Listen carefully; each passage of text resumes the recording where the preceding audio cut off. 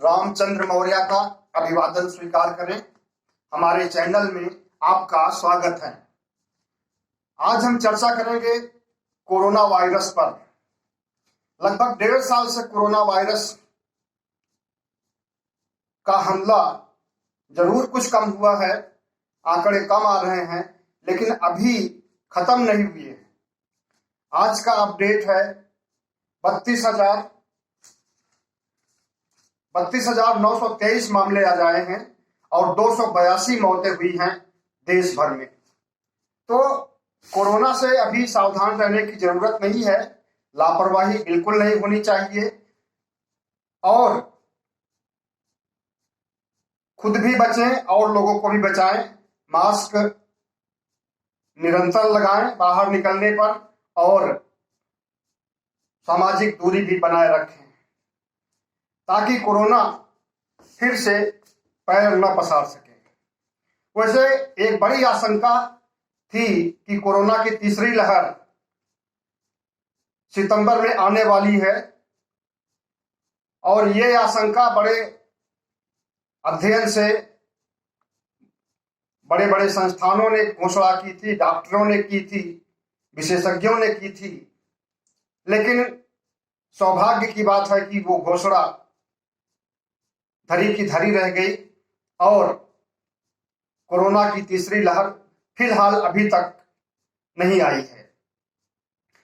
राष्ट्रीय आपदा प्रबंधन अथॉरिटी NDMA ने अगस्त के अंतिम सप्ताह में ही घोषणा कर दी थी कि कोरोना की तीसरी लहर सितंबर में आएगी और दूसरी लहर से भी ज्यादा कहर बरपेगी, लेकिन ऐसा नहीं हुआ। ये बहुत अच्छी बात है।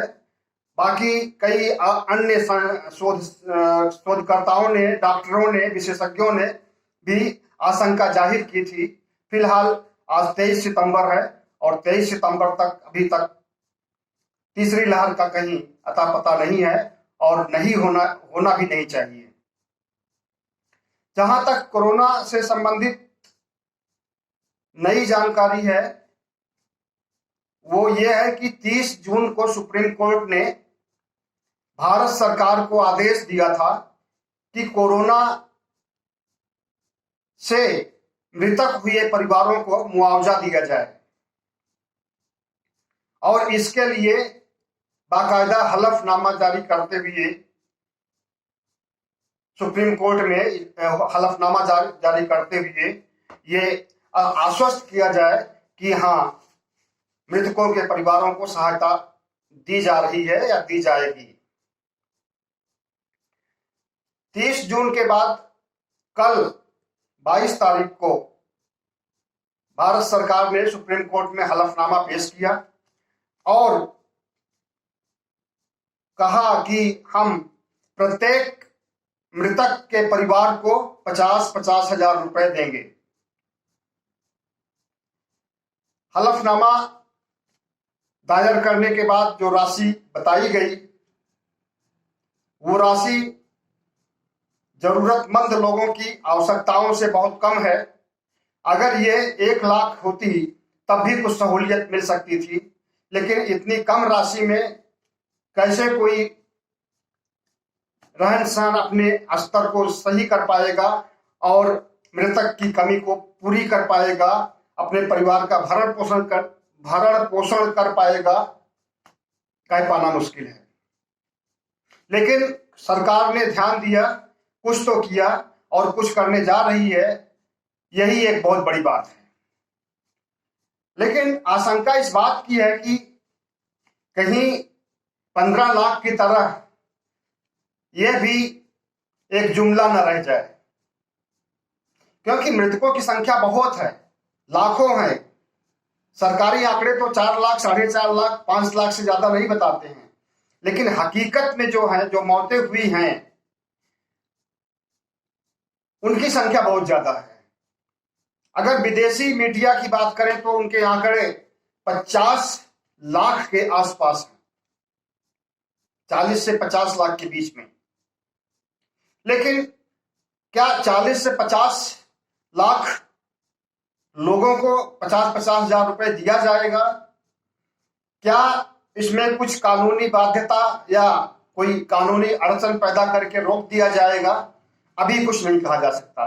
फिलहाल सरकार की कथनी करनी में बहुत बड़ा अंतर शुरू से देखने में आया है, आज भी देखा जा रहा है।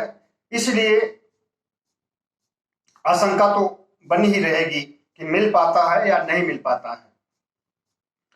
2 करोड़ लोगों को रोजगार देना, 15-15 लाख रुपए हर परिवार को देना, और भी बहुत लोक लुभावन नारे दिए गए थे जिसे आज तक पूरा नहीं किया जा सका। लेकिन अब सुप्रीम कोर्ट में अगर हलफनामे के साथ सरकार कह रही है तो उम्मीद की जाती है कि अपनी कथनी और करनी के आधार पर पीड़ितों की मदद करेगी। पीड़ितों की मदद अब तक तो हो जानी चाहिए थी। ये मौतें मार्च अप्रैल मई में हुई थी और तब से कितने 3-4 महीने बीत चुके हैं। अब तक तो सहायता राशि पहुंच जानी चाहिए थी, लेकिन नहीं पहुंची। देर आयत दुरुस्त आयत, ठीक है, अभी भी अगर सबको मिल जाता है तो अच्छी बात है। ये राशि आपदा प्रबंधन अथॉरिटी, राष्ट्रीय आपदा प्रबंधन अथॉरिटी NDMA देगा, जिसके कि पूरे देश में हर राज्यों में एक ब्रांच है। और आपदा प्रबंधन, राष्ट्रीय आपदा प्रबंधन कोष से ये पैसा दिया जाएगा। इसमें अप्लाई करने के लिए आपको जरूरतमंद लोगों को जिनके यहाँ मौतें हुई हैं अपने DM कार्यालय, अपने कचहरी में DM, जिलाधीश, जिलाधिकारी के दफ्तर से भी कर सकते हैं और NDMA के लोकल ऑफिस से भी कर सकते हैं। ज्यादा अच्छा होगा कि DM ऑफिस जाएं और वहां से फॉर्म लेकर के फिलअप करें और मृतक से संबंधित प्रमाण पत्र अगर बना हुआ है तो बनवा लें, और नहीं बना है तो बनवा लें, और बना हुआ है तो उसको सबमिट करें। उसमें हो सकता है कि अन्य कागजात भी मांगे जाएं। अन्य कागजात में क्या होगा कि मृतक का आधार कार्ड, अपना आधार कार्ड और डेथ समरी होती है, जो कि अगर उपचार होता रहता है उसका, मरीज का, और इस बीच वो मर जाता है तो शुरू से आखिरी तक कितना उसका उपचार किया गया, किस डॉक्टर ने क्या क्या दवा दी है, और कब उसको वेंटिलेटर दिया गया, कब उसको ICU में डाला गया, सब पूरा इसका डिटेल होता है डेथ समरी में। हो सकता है कि डेथ समरी की भी मांग की जाए, तो डेथ समरी बनवाने के लिए जिस अस्पताल में मृतक की मौत हुई है वहां पर जाएं और उनसे डेथ समरी की मांग करें। और अगर अस्पताल से बाहर घर में या रास्ते में मौत हुई है तो भी जिले के सरकारी अस्पताल में जाएं और डेथ सर्टिफिकेट बनवाएं। और डेथ समरी तो बन नहीं सकती है, लेकिन डेंगू से मौत हुई है इसको साबित करने के लिए कोई पुख्ता सबूत होना चाहिए, क्योंकि सामान्य मौतें तो रोज होती रहती हैं। सरकार कहेगी कि सामान्य मौतों के लिए हम क्यों दें, तो उसके लिए पहले से तैयारी कर लेनी चाहिए आपको और सारे डॉक्यूमेंट इकट्ठा करके तब अप्लाई करना चाहिए। अभी हमारे देश में पढ़े लिखे लोग बहुत कम हैं, और जो हैं वो तो सारी फॉर्मेलिटी पूरी कर सकते हैं, लेकिन गांव में जिस बड़े पैमाने पर कोरोना से मौतें हुई हैं, गांव के लोग कचहरी, अदालत, DM ऑफिस यहां जाकर के फॉर्म भरें या डेथ सर्टिफिकेट बनवाएं, उनके लिए मुश्किल काम है। इसलिए सरकार को चाहिए कि तहसील स्तर पर या ब्लॉक स्तर पर भी सुविधाएं उपलब्ध की जाए डेथ सर्टिफिकेट बनाने की और दूसरे डॉक्यूमेंट्स जमा करने की। इससे गांव के लोगों को सहूलियत होगी, उन्हें शहर की तरफ नहीं भागना पड़ेगा और समय से फॉर्म में फिलअप कर देंगे। फॉर्म जमा करने के 30 दिन बाद आपके अकाउंट में पैसे ट्रांसफर किए जाएंगे राष्ट्रीय आपदा प्रबंधन कोष के द्वारा।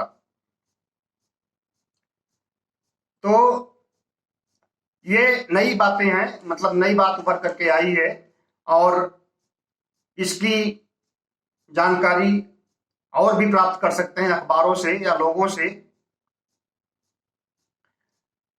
कोरोना अपडेट यह है कि 20 करोड़ लोगों को दोनों खुराक मिल चुकी है। ये सरकार ने कल बात बताई थी, आज के अखबारों में हर जगह छपा हुआ है। 20 करोड़ लोगों को खुराक दी गई है, लेकिन अभी हमारे देश की संख्या 130 करोड़ है। 130 करोड़ में 20 करोड़ लोगों को